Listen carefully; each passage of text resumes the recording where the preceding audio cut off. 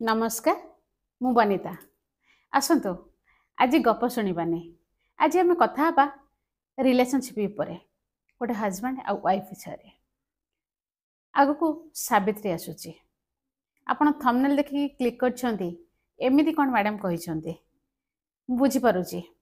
अच्छा कहतु बयस आ समय हिसाब रे बयस और समय हिसाब रे नारीर परिचय बदली जाए जेमिति कि लोक कहती से कहा झील तापर कहती से कहा स्त्री आउ बयसर शेषरे कहती से कहा माँ नारीर परिचय बदली जाए।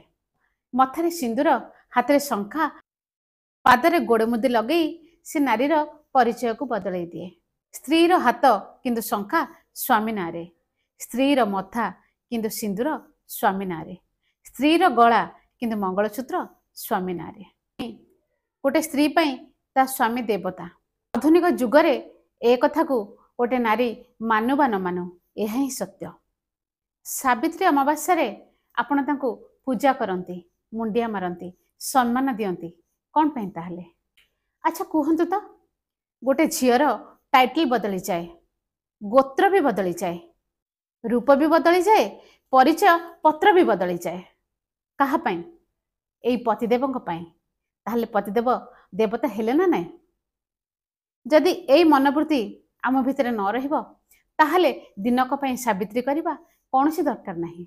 बाप घर गोटे झील पाई सब किछि, ता रक्त संपर्क, ता जन्मस्थान, ता पिलादिनर स्मृति।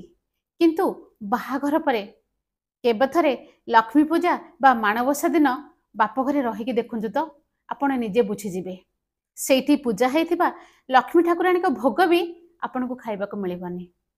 बुझी पारछन तो टिके चिंता करंतु। ए सब कथा जहाँ भी कहली समस्त जानिछंती किंतु केबे भी कही कथा गुड़ाक मुंड को नहीं नहांते। एई समर्पण भाव एई भल पाइबा जदि आमर सबुदिन रहिबो ताहले देखिबे आपण को दुनिया केते बदली जिवो।